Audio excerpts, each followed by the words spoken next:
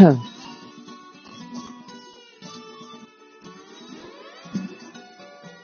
I open up the board editor,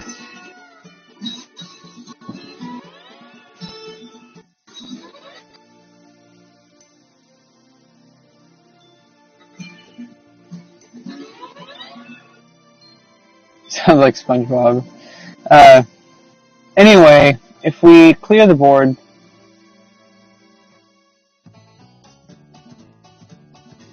alright, clear the board. Now, all we have right now to develop, well, first of all, we start out with kings. They're both on the same line. That's one thing in order for visualizing the board. Understand that the king side is always going to be over here. If you're looking from white's point of view, it's going to be on your right. If you're looking on but it's always going to be this side of the board. Oops. This is the king side. Oops.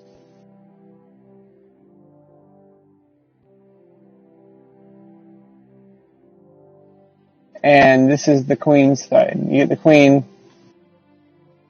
Sometimes you got to break down the board in order to learn how to visualize.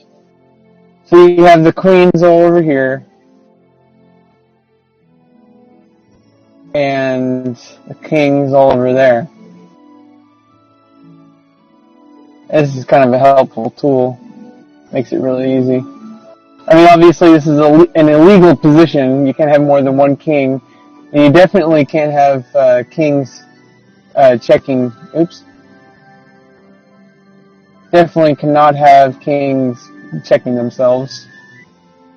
This is just for visualizing. So you see you have the king side, the queen side, black camp, white camp. If you split the board down in half, but then you can split it down in fours. I guess you could get really technical and break it down to knight side or bishop side. Not going to go there right now. That's a little bit too deep.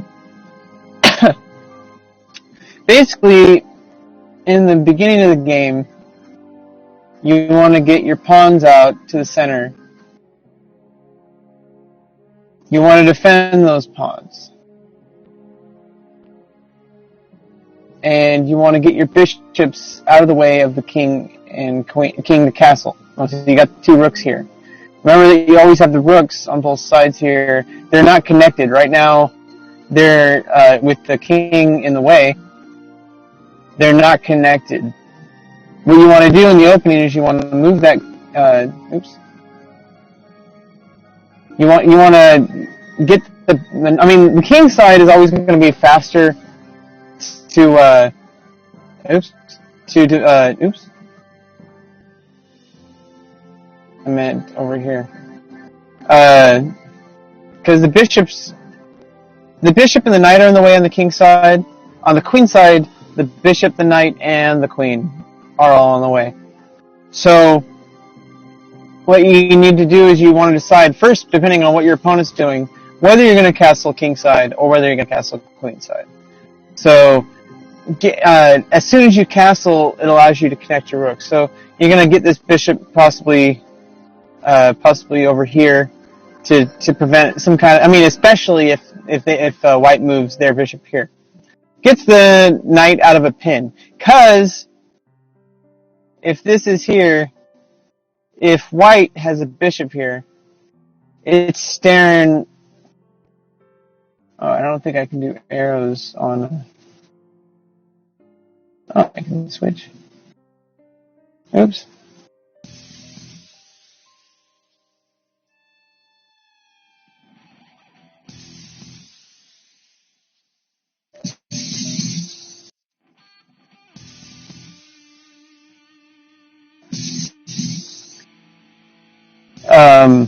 Yeah, I can't do arrows, I don't think. So, that bishop is now looking at the queen. The knight's in the way, yes. But if black moves this knight, let's say attacks the bishop, in some kind of attempt to attack the knight. You just gotta remember that whenever you make a move, your opponent has the ability to make a move before you can make another. If you can move twice, then obviously you'd want to move here, and then you would take. But that's not the case. The case is that when you move, your opponent can move. So if let's just say you're thinking, okay, I need to attack this bishop. I'm going to move this knight here. It's going to attack that bishop. Well, guess what? Bishop can now take that queen. And yeah, black can take that knight, that bishop. But that's a bishop in exchange for a queen. This is one of the things that basic chess analysis entails. Is we need to think about, if I make a move, what can my opponent do? And if I allow them to achieve something, will it be beneficial for them, or will it be beneficial for me? It's not. I see a lot of newer players, I've noticed, once they learn the moves of the game, and sometimes a lot of people learn the moves of the game, but they don't fully learn the moves of the game. And that's a mistake in my book. If you don't understand all the legal moves that you can make, like how to move a pawn, how to en passant, how to castle, how the knight moves, how to checkmate, what a checkmate is, at least. How to checkmate is a matter of strategy. But what a checkmate is, it means that your king has no legal squares to go to on their turn. And what a stalemate means that you're not in check, which means check means that your king is under attack, but you have no legal moves to go to, which means that it's a draw. Both players neither win or lose, which both players get half a point if it's a tournament setting. So another thing is, you can't put your king through check. You can't castle check. You can't that's why you can't have two kings next to each other. This is never a legal move. You can never have the king and the king next to each other. Because, it's not because, you see, the changing and thinking happens when you think, not that you can't have kings next to each other, but that you can't put your king into check. And if you moved your king next to your king, you would be disobeying that law. Which really, there is a list of, FIDE, rules of chess. This is legality. This is like a law book. Here. I really like FIDE's Laws of Chess. This is the official FIDE handbook, Laws of Chess. And it's written like a law book. So, it's really, I think it's like a one-page read. If you really want to get better at chess, read this handbook. At least as far as the laws of, this talks about, the actual, tournament stuff. But the basic rules of play. The game of chess played between two opponents who move their pieces on a square board called chessboard.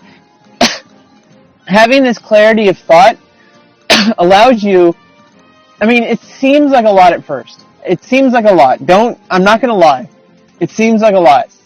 But you spend some time to actually, a lot of people, I think, I'm not gonna get too deep in philosophical or political, especially on this channel where I try to avoid political issues, or social issues or whatever.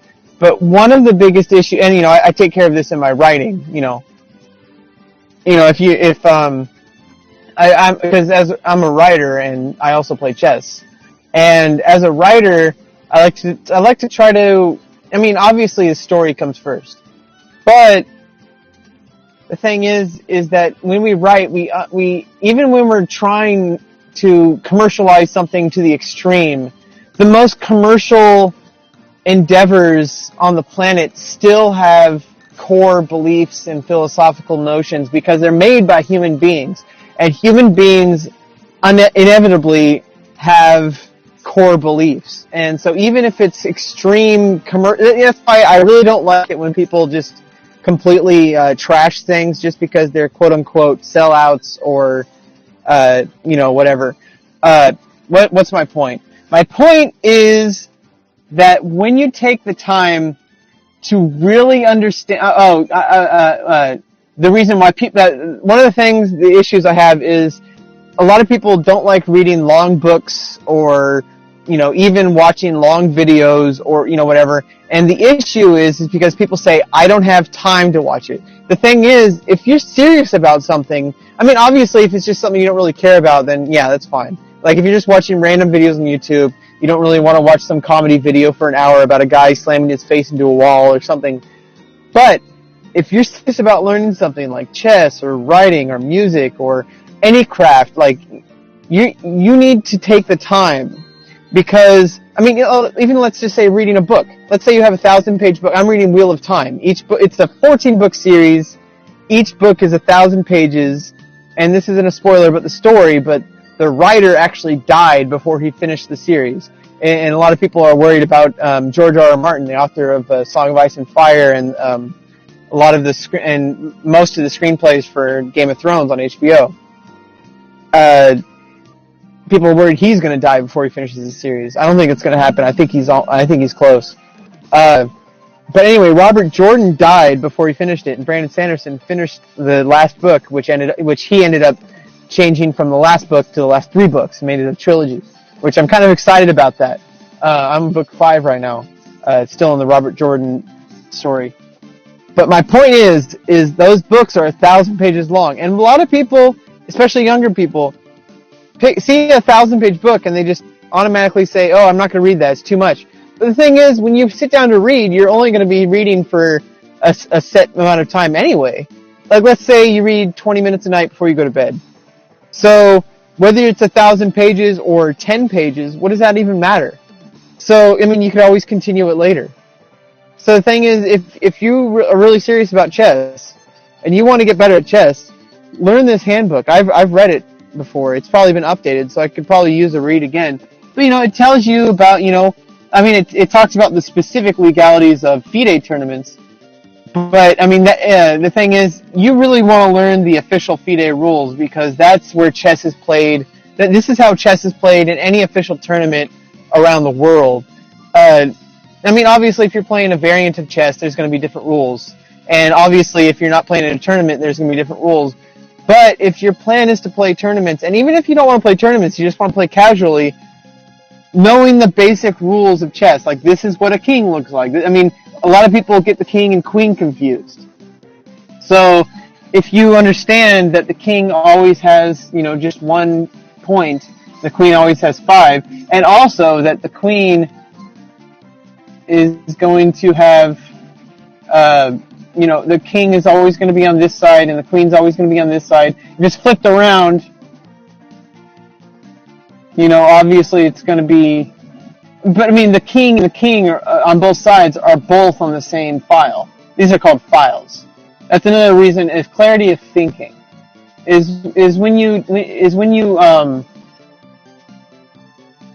you switch your thinking from random thoughts to getting a vocabulary. Like you can say things like, oh, well, I'm going to move this pawn here. Or you can say pawn to king 4. Or you could say e4. Either way, some of those are more concise than others. Or d4.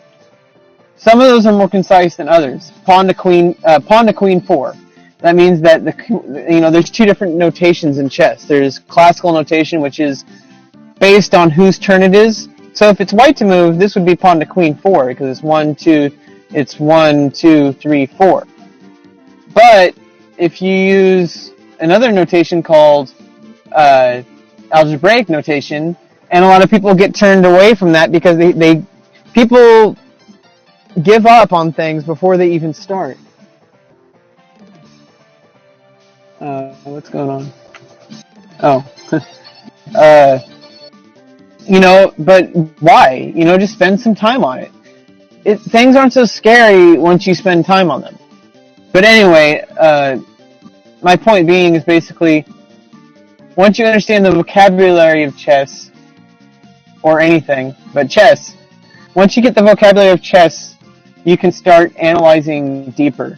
And it's a lot of people who are starting out in any kind of, chess or writing, they get these conceptions about, if I learn these things, it's going to limit me. I don't know why people think this, because if anything, it opens you up to more possibilities. Because now you don't have to pay attention to the vocabulary. You don't have to think, oh, how do I explain how this bishop is here, why I need to put the bishop here, I can't move that, because this, if I don't want to lose a queen, this bishop is here, that means I can't move it.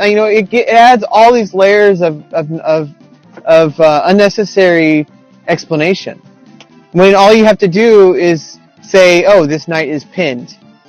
All right, if you study what the vocabulary means, and you understand what pinned means, then you don't have to think about it anymore. You can think about, okay, this knight is pinned, so how do I deal with it? Now you can actually analyze. You can actually go in and think about, okay, how do I get out of that situation? And you're like, oh, if I put the bishop to king 2, now the bishop is, now I can move that knight. Because now if I move that knight, not only am I attacking the bishop with the knight, but this bishop is also attacking the knight. And if white takes the bishop, then black can take the bishop with the queen. And now there's a whole field available to you for analysis. You're no longer limited to thinking only one move deep. You can think maybe 2 or 3 moves deep, because now you're spending less time on vocabulary and more time on actual strategy. So, but yeah, basically in the opening, okay, I'm going to show you this. These pawns are here. But if you take away those pawns, or take away the pawns that, let's just say these are defensive pawns. These are really the only pawns that matter in the opening. I mean, that's not true, but for understanding the theory of the opening. Because if you think about this, the center is the strong. Let's say you have 4 queens. Now, and let's use these pawns as. Let's just say white has a bunch of pawns. So this queen is attacking these 3 pawns, these 3 pawns, these 3 pawns, these 3 pawns, and these 3 pawns. So that's 3 times 1, 2, 3, 4. That's 15 pawns. Now let's say this queen. Okay, let's even move these queens out of the way and show it even further. 4 pawns, 4 pawns, and 4 pawns. So it's talking 3 times 5, 15, plus 12, plus 4 times 3, 12. 12 and 15. 15 and 15 is 30, minus 3 is 27. 27 pawns. Now let's say this queen was, instead of here, queen was here.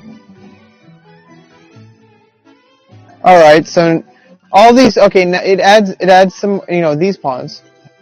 But now it takes away all these other pawns.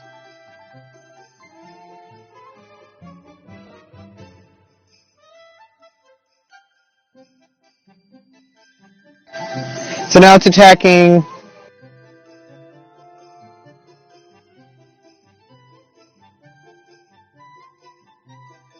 1, 2, 3, 4, 5, 6, 7. Well, because you know it's an 8x8 board, that if there's 1 square, then there's going to be 7. 7, 10, 18, and 21. That's 21 squares. And yeah, you could argue that because in a real game situation, this queen's a little bit safer because you would have these pawns here. So it would be harder for the opponent to attack this queen. Still, if you control the center, I don't think, I mean, I could show other ways too.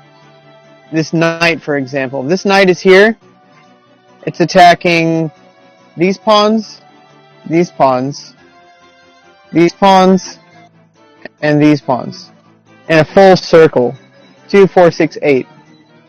You can go to any of those squares.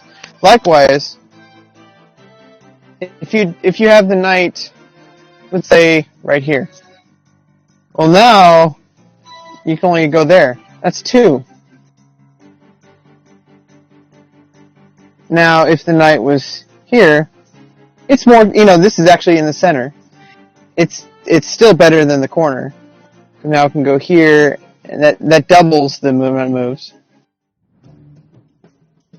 But it's still not as good.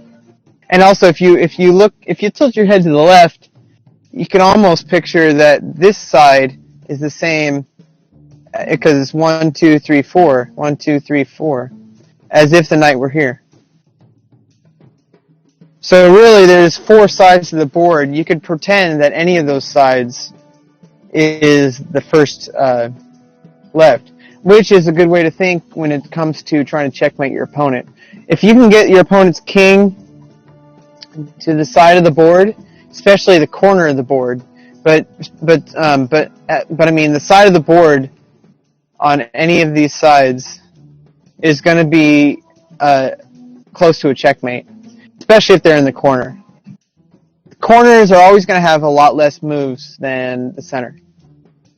Because, I mean, you look at the king here. You can move anywhere here.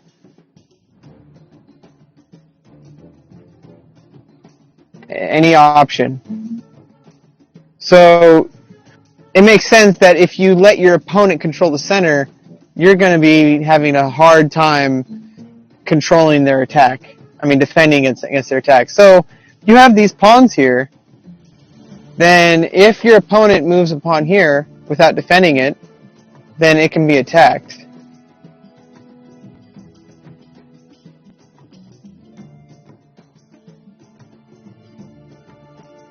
So,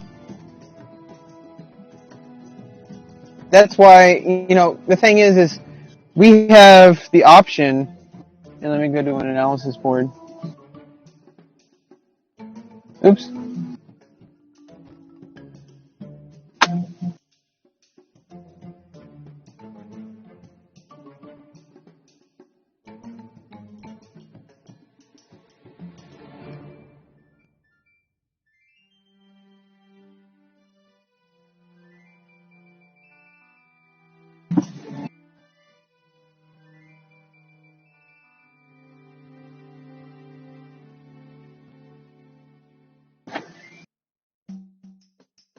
So here we have the usual turn events in a standard opening.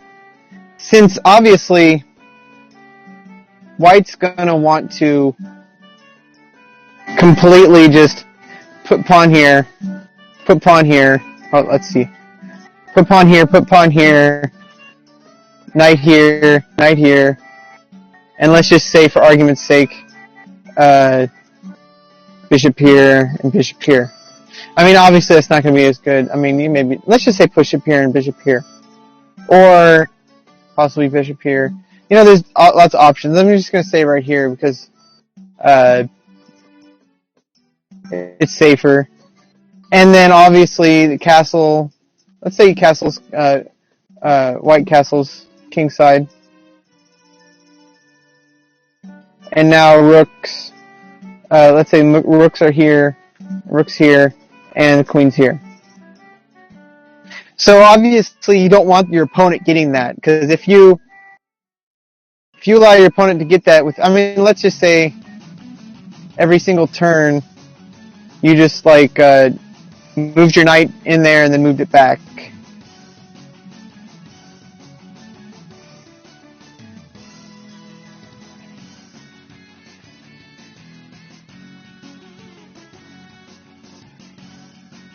So if every single turn, black just moved their knight here and then moved it back. Oh, and then obviously the rest of the pawns. Oops. So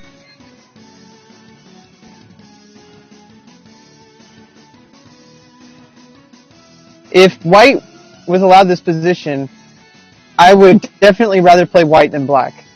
Because, yeah, you could say that black has a defensive position and is more defended, but in reality, if you were allowed this position, white would be able to just destroy you. Because look, white has this file here with the queen and the rook.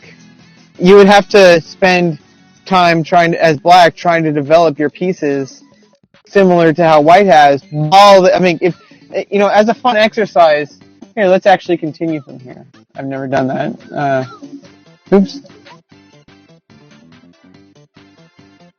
Let's continue from this position, playing against the computer.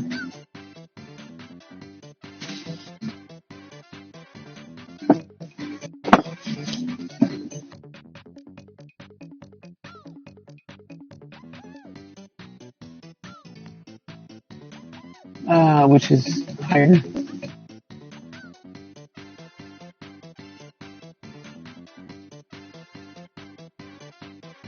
Not sure if higher is stronger or not. Oops.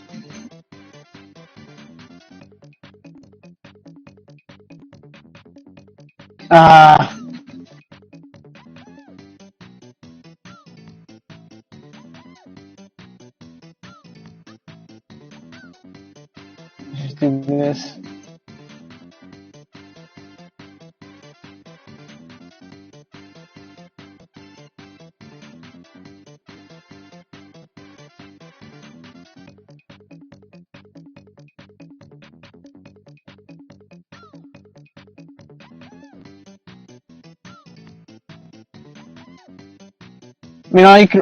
You can see that's 10 moves that white took to achieve this. So obviously in a real game, and let's say white to move here, and that's 10 moves that every single time you make a move, your opponent has the option of making a move. So this is definitely a fancy position. Continue from here.